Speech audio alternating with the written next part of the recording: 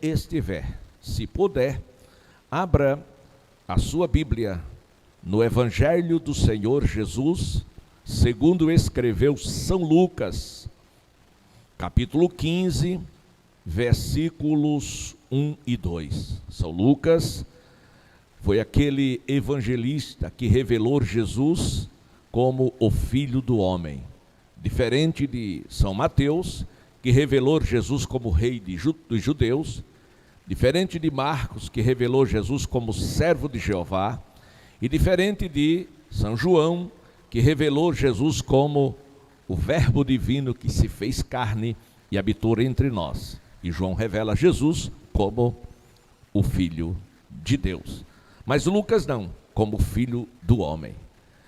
Ouçamos, pois, a palavra. Escrito está: aproximaram-se de Jesus todos os publicanos e pecadores para o ouvir, e murmuravam os fariseus e os escribas, dizendo: este recebe pecadores e come com eles. Amém.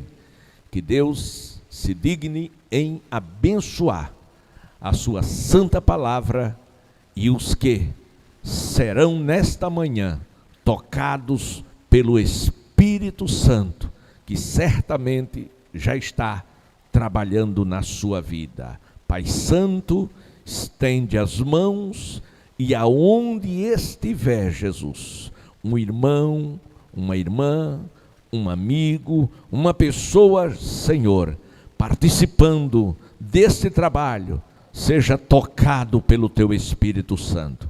Antes mesmo de qualquer coisa, Senhor, Tu sabe da necessidade de cada um. E a Tua palavra diz que Tu és o supridor em glória de todas as nossas necessidades. Portanto, oro por esta pessoa, na certeza de que o Teu Espírito Santo vai ajudá-la, em nome de Jesus. Amém. Tomeis assento, amados irmãos. Na manhã deste dia, eu quero falar sobre duas classes de pessoas. Duas classes de pessoas.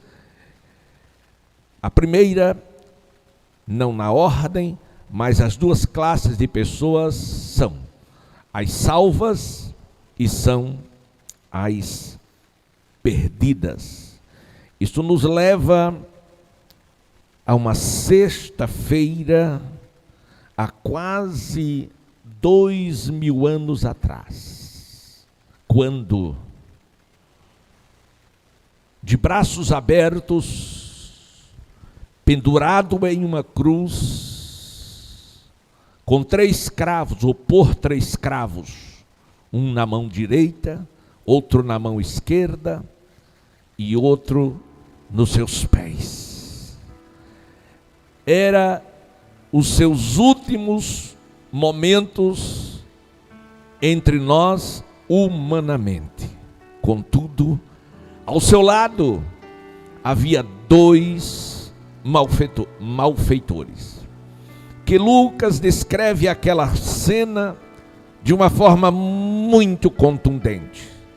Lucas, no capítulo 23, versículos 39 e 42, ele narra da seguinte maneira: que um daqueles malfeitores crucificado blasfemava contra Jesus, dizendo: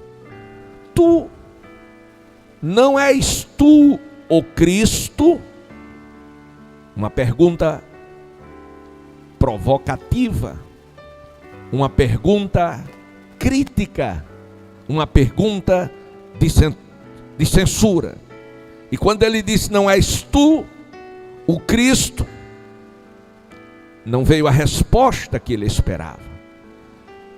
E aquele malfeitor disse: salva-te a ti mesmo e a nós também. Respondeu-lhe, porém, o outro, repreendendo, dizendo: o outro malfeitor repreendeu o seu companheiro, dizendo: nem ao menos nem ao menos teme a Deus, estando sob igual modo na mesma condenação. Quer dizer, você, numa situação dessa, você não teme a Deus? E ele continuou dizendo: nós, na verdade, com justiça, porque recebemos o castigo que os nossos atos merecem, mas este nenhum mal fez. A primeira ideia que nós temos aqui, por inferência, é que ambos os malfeitores sabiam sim quem era Jesus. De sorte que um daqueles malfeitores, da sua censura, ele questionou.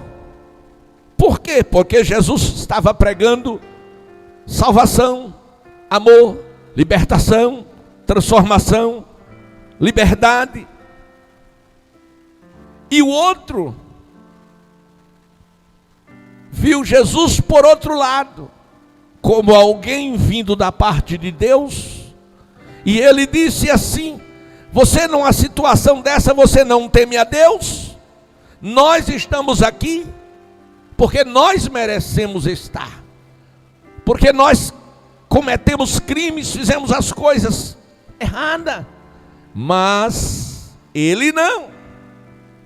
E ele disse, no versículo 42, 41, nós merecemos o castigo que estamos sofrendo, mas este homem aí, este Jesus, nenhum mal ele fez, ele é inocente. Glória a Deus. E no calor daquelas palavras, aquele malfeitor olhou para Jesus, se sentiu indigno, insignificante, miserável, pecador, e merecidamente o castigo e até a morte eterna.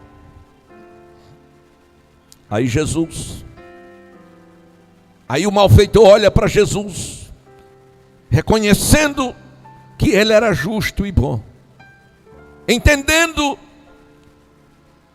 que eles, o destino eterno deles não era o mesmo de Jesus, porque eles não eram dignos, mas sabia que Jesus o era. Ele disse assim: lembra-te de mim, Jesus, quando entrares no teu reino. Glória a Deus. Jesus Cristo olhou para ele e respondeu: em verdade te digo que hoje estarás comigo no paraíso. Meus amados, era uma maior demonstração e prova do amor de Deus através de Jesus, numa situação daquela, no momento crucial de última hora, ele salvar um penitente pecador. E é exatamente neste quadro que eu quero basear o meu tema nesta manhã. No meio de dois malfeitores, que seguramente representa a humanidade destituída da glória de Deus, a humanidade perdida, a humanidade distante dos caminhos do Senhor, a humanidade que necessita de Deus. A Bíblia diz que todos, sem exceção de nenhum, todos pecaram, destituídos ficaram da glória de Deus. Aleluia. A Bíblia diz que por um só homem entrou o pecado do mundo, pelo pecado entrou a morte, e a morte passou a todos os homens. Mas vindo a plenitude dos tempos, como promessa lá no livro de Gênesis, nascido de mulher veio Jesus para desfazer as obras do diabo e dar direito ao homem ser resgatado e entrar no céu ou cidade santa pelas portas. Então está o quadro estabelecido. O homem distante, pecador, mas o Senhor se coloca no meio. Glória a Deus. E apresenta a proposta de Deus. Qual é? A proposta de Deus é o amor, que é o maior mandamento: amar a Deus sobre todas as coisas e ao próximo como a ti mesmo. E o Senhor agora diz assim: porque Deus amou o mundo de tal maneira que deu seu único filho, para que todo aquele que nele crê não sofra. Então não era a vontade de Deus que aqueles homens estivessem ali num sofrimento daquele, nem o seu próprio filho. Aleluia, não era a vontade de Deus. E por que, pastor, se não era? Porque estavam pela consequência do pecado. Mas e Jesus, que era inocente, e Jesus que não pecou, por que estava? Porque ele nunca pecou, nem se achou engano na sua boca, mas ele se fez pecado por nós. De que forma? Ele pegou todos os nossos pecados e colocou sobre ele. E quando ele colocou sobre ele, Deus lhe deu as costas. Aleluia, porque Deus odeia o pecado, mas ele ama o pecador. Aleluia. E foi naquele momento que ele tomou os nossos pecados, que ele não disse agora pai nem paizinho. Ele agora disse: Deus meu, por que me desamparastes? Eram os pecados nossos que estavam sobre ele. Mas agora vemos o outro lado, na figura dos dois ladrões que representava a humanidade perdida. Mas um daqueles ladrões ou malfeitores reconheceu, preste atenção, em primeiro lugar ele reconheceu que Jesus não merecia estar ali. Segundo lugar, reconheceu que ele era santo, que ele era justo, que ele era verdadeiro. Em terceiro lugar, que a eternidade ou o destino eterno de Jesus era diferente do dele, ou deles, e não se achando digno, mas arrependido da sua vida terminar ali, não estritamente pela morte, mas muito pior do que a morte, é a eternidade sem Deus, para a perdição, para as trevas. E agora, aquele homem se arrepende profundamente dos seus pecados, e quando o arrependimento de Deus acontece, porque o arrependimento de Deus só acontece quando o homem é conhecido destas verdades e o Espírito Santo convence.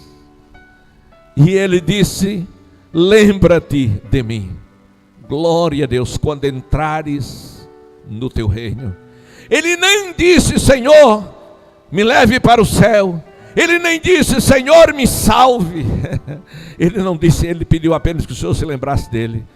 E naquela hora, o Senhor não disse para ele: olha, você precisa ir primeiro para uma igreja, você precisa aceitar a proposta de Deus de salvação, depois você precisa ser batizado nas águas, depois você precisa praticar algumas obras, depois você precisa ler a Bíblia e conhecer a doutrina.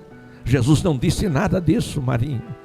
Ele disse simplesmente: hoje estarás comigo no paraíso. Aleluia. Aí estabeleceu as duas classes de pessoas no mundo: as salvas e as perdidas. As salvas não porque nasceram salvas, não porque são boazinhas. As salvas não porque possuía uma religião, não porque estava numa igreja, não porque praticavam boas obras, nada disso. As salvas porque encontraram-se com Jesus, creram, se arrependeram e resolveram segui-lo. Aí está o segredo.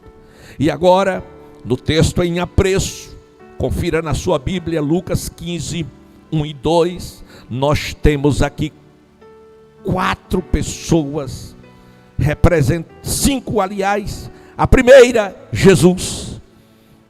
A segunda, publicanos. A terceira, pecadores. A quarta, fariseu. E a quinta, escribas. O enredo dessa mensagem está baseada exatamente nestas 5 pessoas. Aleluia. Como o enredo do Calvário estava baseado em 3, aqui está baseado em 5. Diz o texto sagrado: aproximaram-se de Jesus todos, publicanos, pecadores.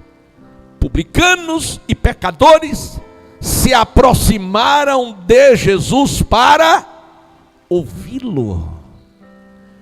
Por que eles se aproximaram de Jesus para ouvi-lo?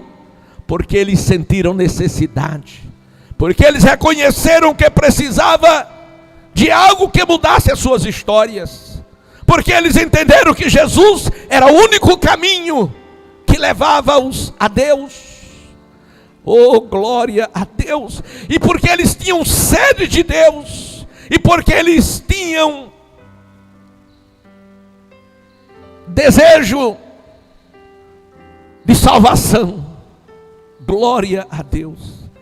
E por esta razão e outras, eles se aproximaram de Jesus para ouvi-lo. Como é extraordinário, como é maravilhoso, quando o homem reconhece que somente em Jesus ele pode ter respostas, ele pode ter solução para os seus problemas. Lamentavelmente, há outras pessoas que não sentem a necessidade de Jesus, porque estão satisfeitos com as filosofias adquiridas através do intelecto, pelo conhecimento filosóficos. Outras pessoas que estão satisfeitas porque fazem parte desta ou daquela religião, desta ou daquela igreja, têm conhecido ou são conhecedores da teologia, são conhecedores profundos das Escrituras, mas um conhecimento superficial, um conhecimento intelectual, e para a salvação exige muito mais do que isso. Então, meus amados e queridos irmãos, aqueles publicanos e aqueles pecadores foram ou procuraram o Senhor por sede para ouvi-lo. Mas o que há de interessante nisso? Primeiro, amados irmãos, os publicanos, eles eram os cobradores de rendimentos públicos entre os antigos romanos, e eles eram considerados pelos judeus traidores e apóstatas, porque cobravam impostos para a nação que os oprimia. Eles não tinham culpa, eles não tinham culpa de trabalhar para o governo romano, eles não tinham culpa de fazerem parte da Receita Federal comparada a hoje. E os pecadores eram o povão, eram as multidões das ruas. Glória a Deus. Eram aqueles que para os fariseus não valia coisa nenhuma, que os olhavam com desdém, com desprezo, e que eles, para os fariseus, não tinha direito de coisa alguma. E por esta razão, a Bíblia diz que os fariseus e os escribas, eles começaram a murmurar. A murmuração foi um dos pecados, um dos piores pecados cometidos pelo Israel depois de ter saído do Egito. Porque existem duas classes de pecados que são terríveis, são horríveis e são os piores. O primeiro é a idolatria, que a pessoa substitui o verdadeiro Deus pelo falso. E a segunda é a murmuração, porque na murmuração o homem descredencia o sacrifício do Calvário e nega ao próprio Deus, ainda que dentro da religião. Aleluia! E a Bíblia vai dizer que os fariseus murmuravam, glória a Deus, os escribas também, porque diziam assim, eles não chamaram Jesus de mestre, eles não chamaram Jesus de Senhor, eles não reconheceram a deidade de Jesus, nem muito menos a autoridade de Deus que estava sobre a sua vida, através da unção. Eles, com desprezo, com soberba, com arrogância, diz: este recebe pecadores e come com eles. Aleluia.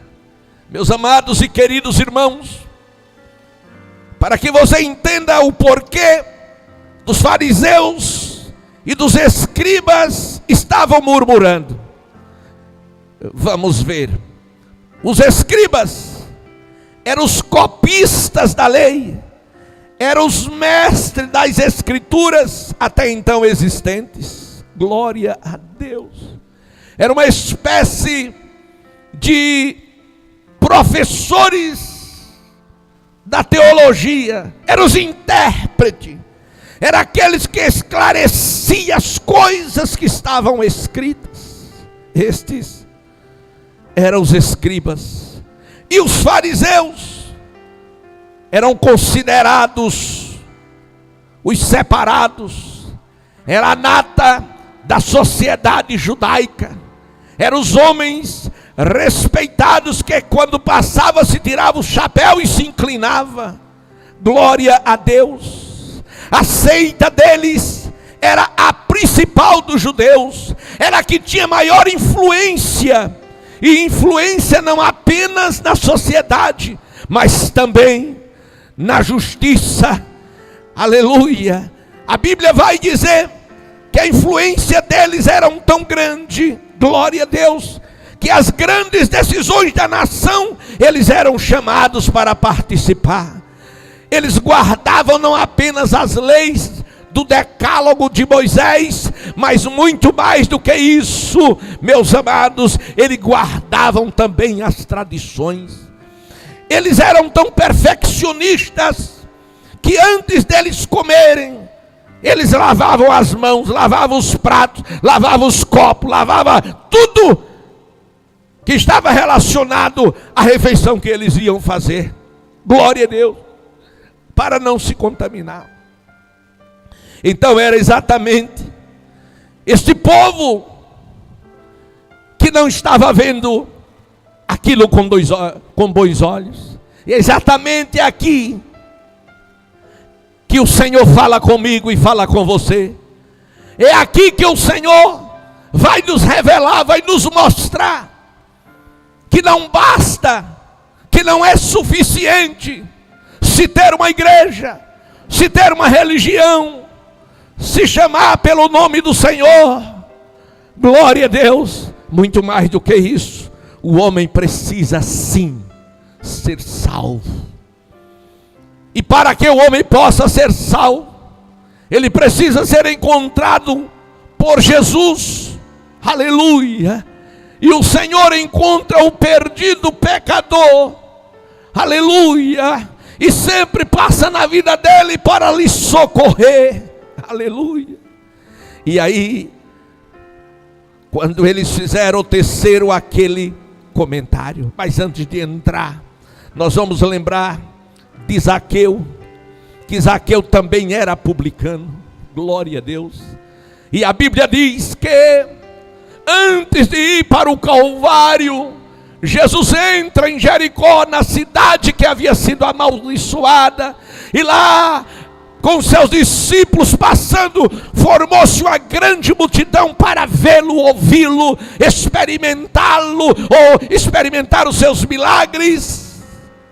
E Zaqueu certificou-se que Jesus estava na cidade e disse: eu preciso me encontrar com este homem. E correu, mas para surpresa dele, meu nobre marinho, ele não conseguiu se aproximar, porque a multidão era grande.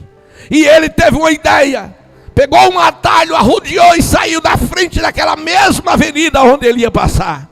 E havia ali um pé de sicômoro, que era uma árvore brava, cheia de espinho, e ele subiu. Isso parece algo simples, e eu digo que o é, para um menino, para um rapazote, para uma pessoa simples, mas isso não é algo simples para uma autoridade do governo romano, para alguém na estirpe, para alguém na posição de Zaqueu. Não, Senhor, não era nada fácil. Imagine você passar numa avenida e de repente você vê um médico famoso da nossa cidade, da nossa capital, subindo em cima de uma árvore. Você vai ficar: o que é que está acontecendo? Então não era, mas a necessidade dele era maior, e ele não se importou com os comentários que alguém pudesse fazer. Subiu e ficou em cima, marinho, olhando, diz: quando ele passar, eu não só vou vê-lo, vou falar com ele, vou ter os meus problemas resolvidos. Porque ele sabia de uma coisa: se ele falasse com Jesus, os problemas dele seriam resolvidos. E é assim mesmo, do jeito que eu estou falando. Glória a Deus. Aí lá vem Jesus, parece que eu estou vendo. Lá vem Jesus com os discípulos, todo mundo alegre, o povo dando glória e aleluia. E quando foi se aproximando, Zaqueu olhou e disse: e agora? Quem é Jesus? Será que é aquele? Será que é aquele outro? Aquele ou aquele? Por quê? Porque Jesus, irmãos, ele nunca procurou se destacar, ser diferente. Não, ele sempre foi simples e ensinou a simplicidade. Ele sempre foi humilde e ensinou a humildade. Ele sempre amou e ensinou a amar. E como fazer agora? E qual é a lição que você aprende, que eu aprendo? É que não é o homem pela sua capacidade que encontra Jesus, mas é Jesus que encontra o homem. Zaqueu sim, fez tudo que uma pessoa, que um homem pode fazer, e é isso que você deve fazer, aleluia. Só tinha uma coisa, aleluia, ele não tinha como saber, aleluia. E Jesus disse: não foi vós que me escolhestes, mas fui eu que escolhi a vós, e vos nomeei para que vades e deis frutos, e o vosso fruto permaneça. E quando foi chegando perto da figueira, Jesus olhou para cima. Jesus olhou para cima. E quando ele olhou, ele disse: Zaqueu, desce depressa. Querido, você que está em casa, você que está no seu carro, você que está no seu trabalho, aonde você estiver, deixa eu te dizer algo muito importante. Jesus sabe o seu nome, sabe o seu endereço, Jesus sabe o seu CPF, seu RG, Jesus sabe até o que você está pensando neste momento. Jesus está vendo até seu riso, aleluia.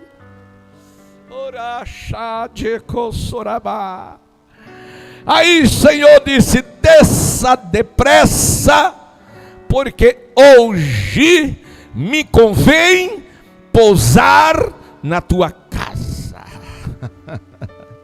A Bíblia diz que Deus está pronto a satisfazer o desejo dos nossos corações, ou do nosso coração. E diz a Bíblia, irmãos, que quando Zaqueu desceu, feliz da vida, que foi ter com Jesus, a sua decisão estava tomada: vou seguir a Ele. E Zaqueu olhou para Jesus e disse: Senhor, se este sim é um princípio de possibilidade. Glória a Deus. O fato de Zaqueu ser cobrador de imposto, ou dos impostos romanos, não implica dizer que ele era ladrão. Não, irmão. Nem todo mundo que tem determinadas posições em lugares que tem má fama é ladrão. Ele diz: se tenho roubado ou defraudado alguém, eu restituo 4 vezes mais. Isto me dá por inferência o direito de dizer que ele não era ladrão. Pense comigo. Ele estava diante da pessoa que ele sabia que era o único caminho, verdade e a vida. Então ele não iria mentir para Jesus, já que ele estava ali para ter a sua vida mudada, para experimentar um milagre, para viver uma nova vida. Então não ia mentir. Então ele diz: se defraudei, se roubei alguém, eu devolvo 4 vezes. Agora vamos pensar que alguém roube este copo. Ele é daqui, a pessoa tirou, não é meu, roubou. Glória a Deus. E agora diz: se eu roubei o copo, eu devolvo 4 copos. Como se só tem um? Ele não ia incorrer neste erro por 2 razões. A primeira, intelectual. Ele era inteligente. Glória a Deus. A segunda, espiritual. Ele estava ali já tocado por Deus através do Espírito Santo. Aleluia. Então ele disse: se roubei, restituo 4 vezes mais. Jesus olhou para ele e disse: hoje, ao ladrão, Jesus disse: estarás comigo no paraíso, está perdoado. E a Zaqueu disse: hoje veio salvação a esta casa. Mas não terminou aí. E Jesus diz: porque esse também é filho de Abraão. Glória a Deus. Não condene aquele que o Senhor não condenou. A salvação é para todos: brancos, pretos, pardos, ricos, pobres, indoutos, ignorantes, intelectuais. É para todos. E agora, neste confronto com os fariseus, neste confronto com os escribas, Jesus propõe uma parábola. 15:3 de São Lucas. Se você estiver com a sua Bíblia em casa, acompanhe-nos. Jesus propôs uma parábola. E você vai perceber que realmente é uma parábola dividida em 3 sessões, em 3 situações diferentes. Mas é uma parábola. Glória a Deus. E esta parábola, meus amados e queridos irmãos, ela nos aponta uma grande tristeza e uma grande alegria. Glória a Deus. Tristeza da mulher que perdeu a sua moeda e o seu futuro estava comprometido, porque ela recebeu do seu noivo 10 moedas, e aquela 10 moedas era um dote, que para o dia do casamento ela tinha que apresentar. Cultura judaica. E se faltasse uma, era tida como uma irresponsável, e o casamento estava terminado. Aleluia. A tristeza da mulher, porque havia perdido a única, ou uma das 10 moedas. Ficou com 9, não era suficiente. A tristeza do pastor, por ter perdido a sua ovelha. Glória a Deus. E a tristeza do pai, porque havia perdido o seu filho. A mulher, ela perdeu a moeda dentro de casa. O pastor perdeu a ovelha perto do aprisco. E o pai perdeu o filho longe de casa. Aleluia.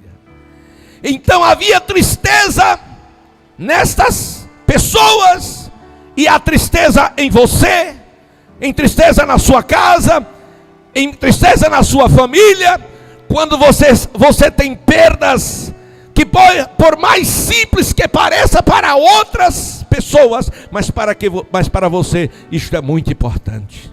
Glória a Deus. Pessoas que perdem a paz e não conseguem ter sossego, pessoas que perdem as esperanças, pessoas que perdem o casamento, perdem o noivo, e outras que perdem o marido perde a mulher, pessoas que perdem dinheiro, pessoas que entram em falência, pessoas que perdem a vida. Meus amados irmãos, as perdas nunca estamos preparados para elas, e elas trazem transtornos e danos em nossas vidas.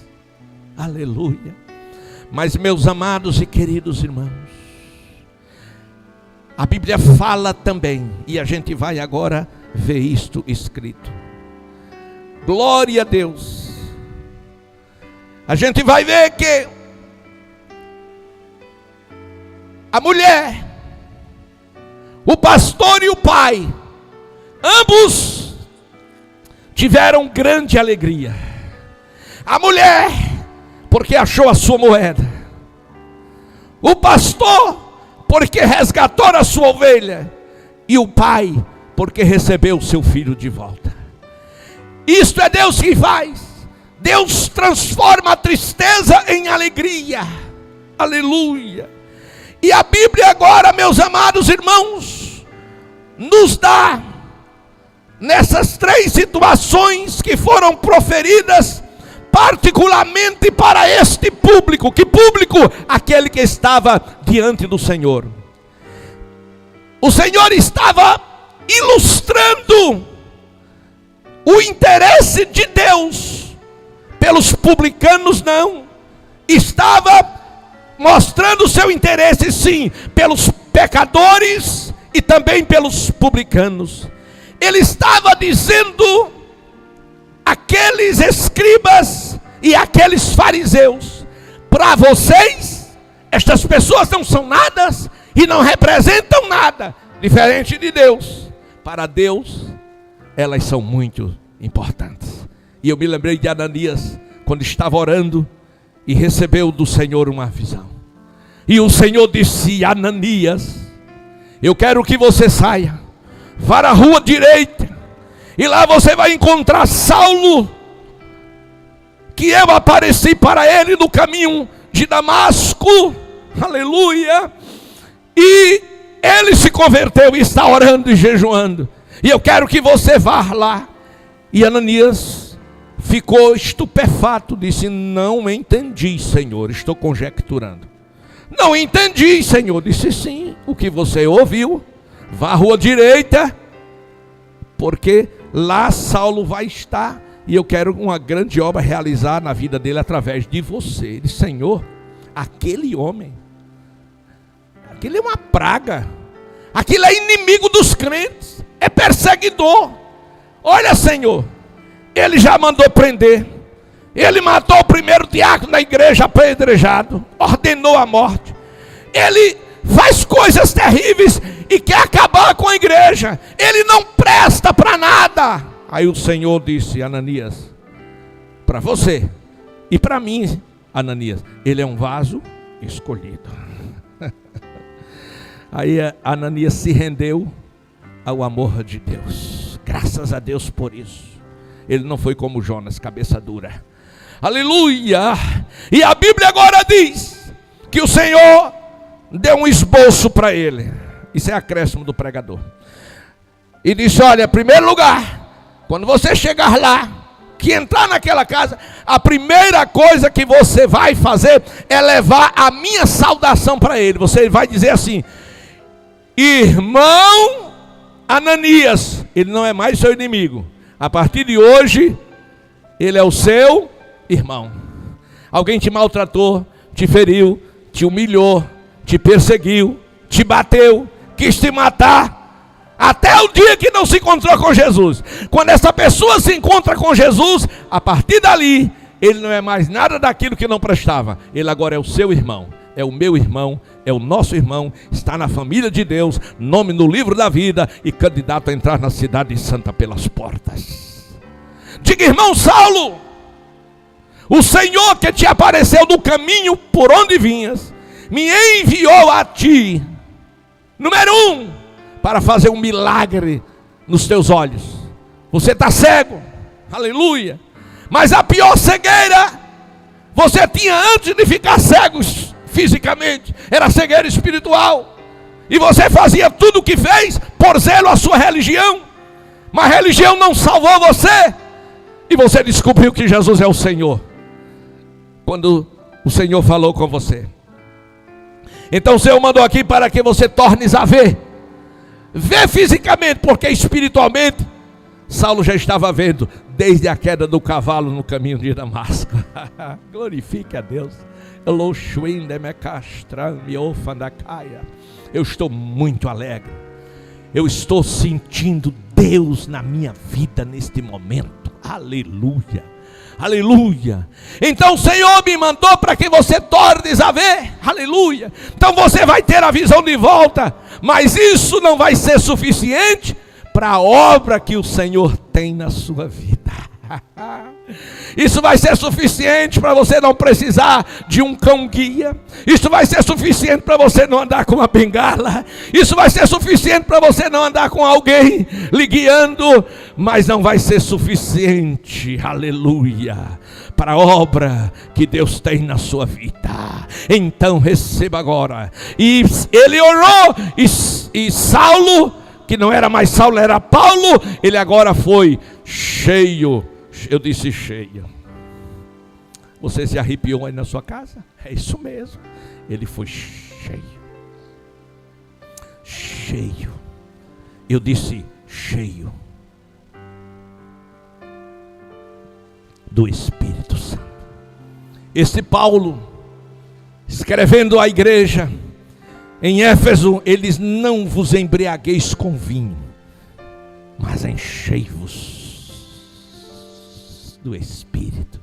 Ele sabia o que era ser cheio do Espírito Santo.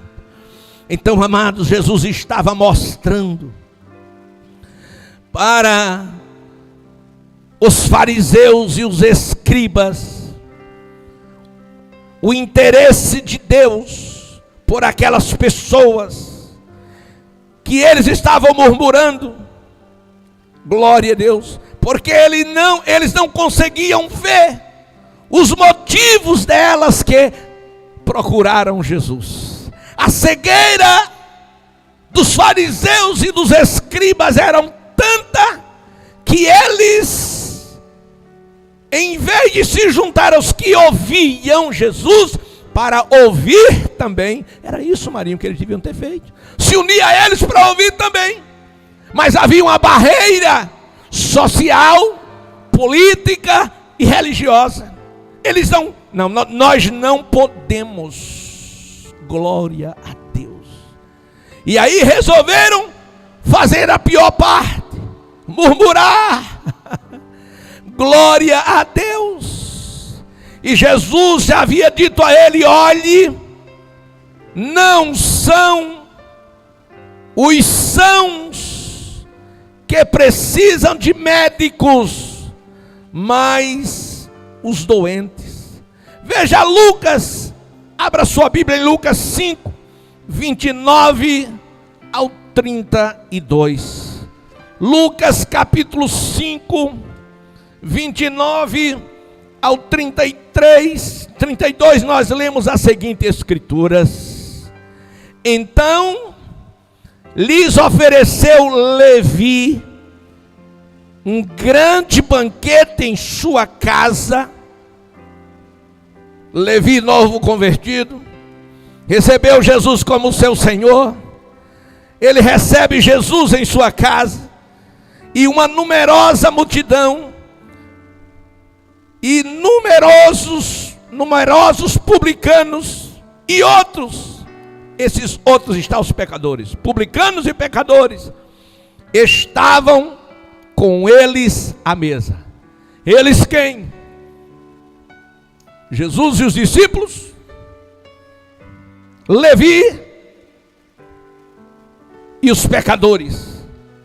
Versículo 30, os fariseus. Aí aparecem os fariseus de novo.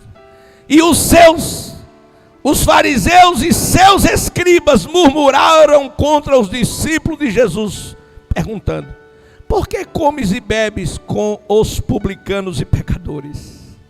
Aí Jesus olha para eles. Imagine, presbítero Marinho, a compaixão de Jesus por essas pessoas que achava que a sua religião era a melhor, era a principal, era a primeira. Aí Jesus olha para eles com muita dó e diz assim: os sãos não precisam de médico, e sim os doentes. 32, Jesus diz: não vim chamar justos, e sim pecadores ao arrependimento. Quanto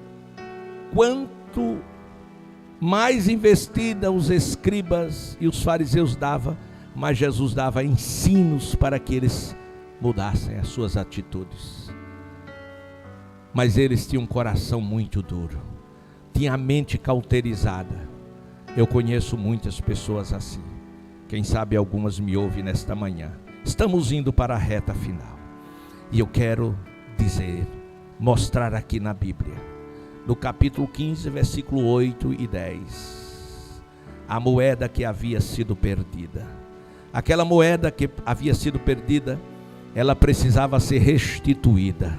Glória a Deus, ou seja, devolvida, ou seja, indenizada, ou ser reposta, ser recuperada. Glória a Deus. Mas aonde aquela moeda se perdeu? Aquela moeda se perdeu dentro de casa. E por que a moeda se perdeu dentro de casa? Porque a casa estava suja, a casa estava desordenada ou bagunçada, a casa estava escura. Como está, meu irmão? Como está, meu amigo, a tua casa? Não estou falando casa física, casa de alvenaria, não. Estou falando casa espiritual, corpo como templo do Espírito Santo. Como está a tua casa? Tua casa foi construída ou edificada sobre a areia ou sobre a rocha? Quando nós edificamos a nossa vida espiritual, glória a Deus, sobre uma filosofia, a casa está na areia. Sobre as boas obras, eu mereço. Tem aquelas pessoas que merecem tudo. A casa está sobre areia. E o problema da casa sobre areia, por bonita que seja, é quando surgem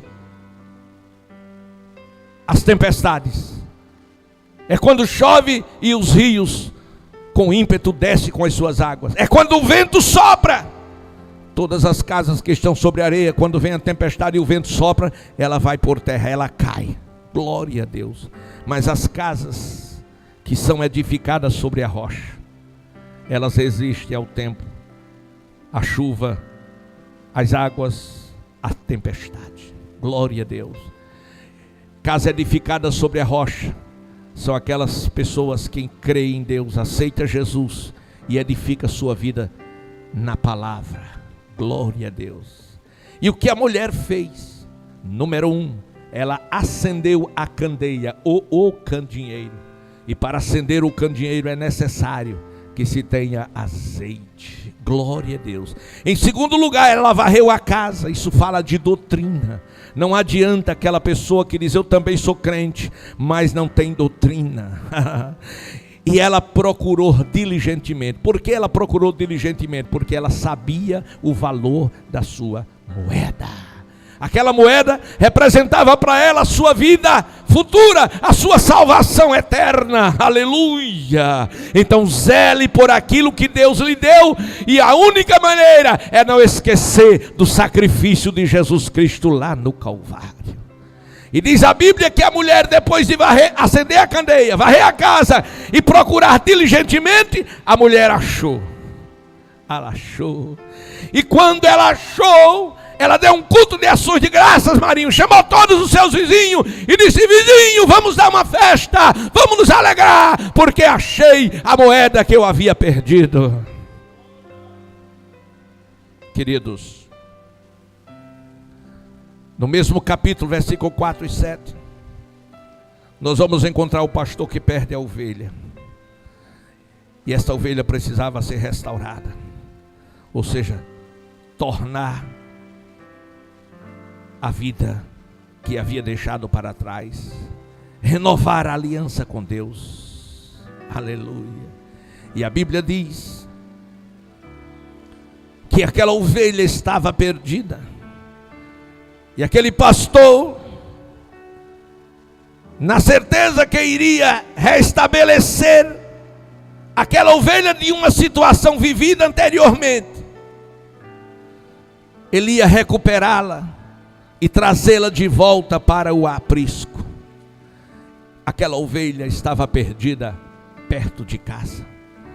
E aquela pessoa que serve a Deus e se esfria espiritualmente, nem deixa a igreja, nem sai da igreja, nem fica dentro, nem fica fora, fica em cima do muro. Glória a Deus. Perdida perto de casa. Por que perto de casa? Porque se distancia apenas do habitat. O que é sair do habitat? É sair do convívio, é deixar o culto, é deixar a oração, é deixar a leitura da palavra, a meditação, é deixar a intimidade de Deus. Isso é como o peixe, crente é como o peixe. O habitat do peixe é a água. Se você tira o peixe da água, por mais força que ele tenha, ele dá saltos enormes, mas vai perdendo a força, perdendo até morrer. Assim também é o crente quando se afasta da igreja. Ele se distancia não para distante, para longe, mas para perto. Glória a Deus. E ele faz por desobedecer as regras. Ele faz porque toma um atalho, porque alguém diz, não precisa isso. Ele faz porque não vigia. Mas o bom pastor, disse o apóstolo João, escreveu João, o bom pastor dará a vida pelas suas ovelhas. Então, o pastor, para restaurar a ovelha, em primeiro lugar ele ama, glória a Deus. Em segundo lugar ele é persistente, glória a Deus. E em terceiro lugar, ele não desiste.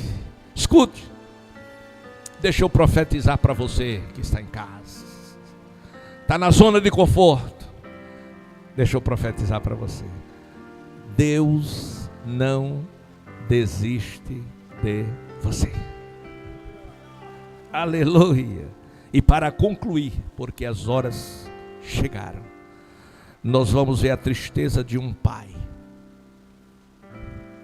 que amargou por um filho que disse, não me acostumo com o sistema, não gosto de receber ordens, eu quero liberdade, eu quero gozar a vida.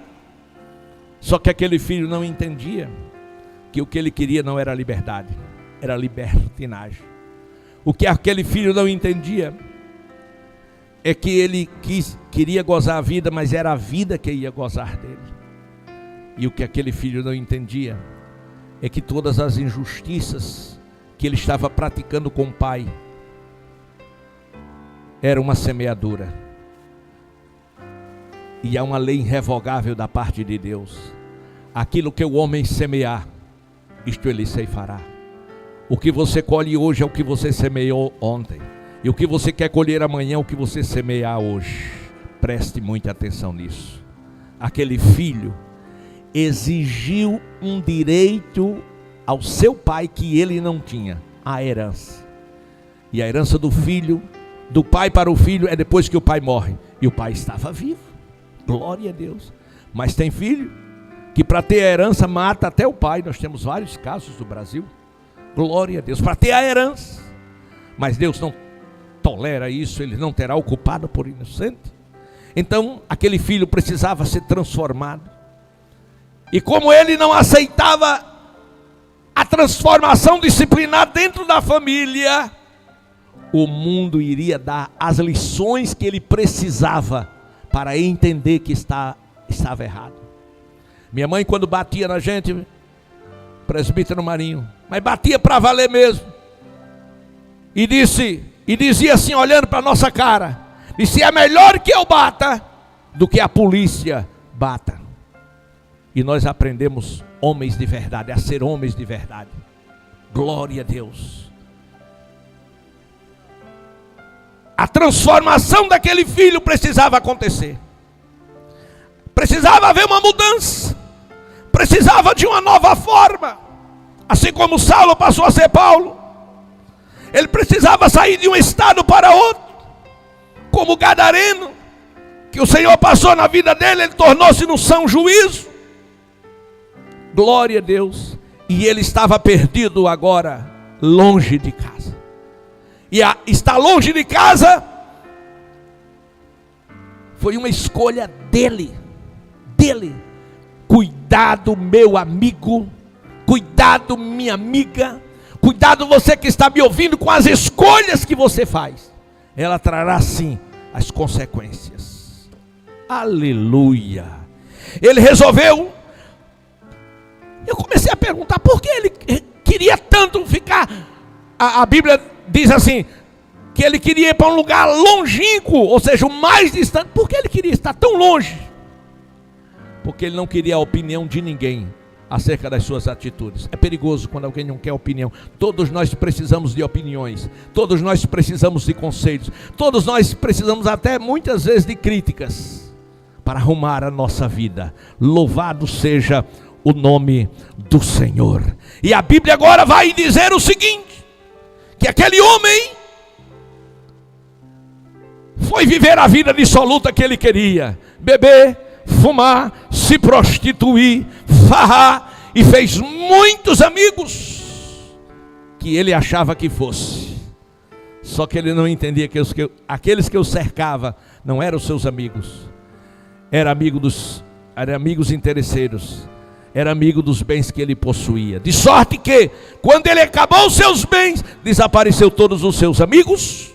E agora ele começou a vender o que trouxe de casa, como sapato de marca, como anel, como sandália. Começou a vender tudo para conseguir comer. Mas no primeiro momento, Maria, eu acredito que ele disse: não, eu sou uma pessoa de uma família nobre, rico, tenho formação acadêmica, e eu arrumo um emprego.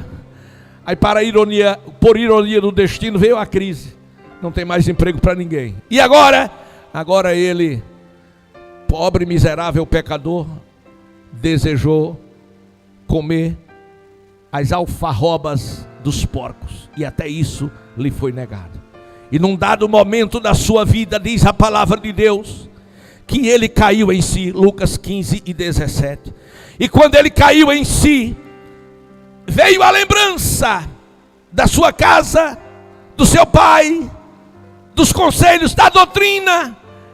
E caindo em si, diz a Bíblia, ele disse: quantos trabalhadores do meu pai têm em abundância de pão, e eu aqui pereço de fome. Mas nesse reconhecimento veio o arrependimento. E no arrependimento ele diz: levantar-me-ei, atitude positiva.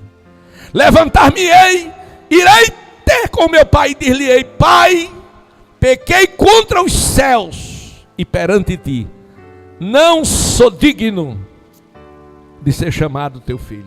Trata-me como um dos teus empregados. E para surpresa dele e sua, Deus transforma as perdas em ganhos e as derrotas em vitória. Deus ainda continua fazendo isso. E para a surpresa dele, imagine quantos pensamentos lhe veio à mente. Imagine quantas coisas ele pensou do seu pai. Meu pai pode dizer: não, você não é mais filho. Risquei o seu nome da família. O pai podia dizer: você, agora que você quer? Agora não. O pai podia dizer: vou te dar uma surra para você aprender a ser homem. Ele pensou 1001 coisa. Mas para a surpresa dele, quando ele apontou na estrada, estava o pai, que todos os dias, creio, fazia aquilo. Estava na estrada. E quando o viu de longe, abriu os braços. Aleluia. E nem esperou que ele chegasse. Se projetou na direção dele. Imagina, ele agora ficou estático. E o pai o abraçou. Pensa alguém fedido, descalço, sujo. E o pai o abraçou. Glória a Deus. Ah, que alegria. Chamou todo mundo e disse: vamos fazer uma grande festa. Traga o bezerro mais cevado, mate, dê banho nesse moço, dê roupa nova, dê o anel no dedo, dê a sandália nos pés, porque vamos fazer uma festa. Aleluia. Porque esse meu filho, ele estava morto, mas ele reviveu. Vamos festejar. Meus amados e queridos irmãos, era esta a lição que Jesus estava dando para aqueles fariseus e escribas, para revelar o grande amor de Deus e dar a grande lição da vida, que ainda há duas classes de pessoas: as pessoas salvas e as pessoas perdidas. As salvas porque reconheceram os seus erros, as salvas porque tomaram a decisão ao lado do Senhor Jesus, as salvas porque resolveram andar com Ele. E as perdidas tiveram as mesmas oportunidades, Marinho, mas disseram não para Jesus. Eu não sei nesta manhã em qual classe dessas pessoas você está, mas ainda tem mais. Aleluia.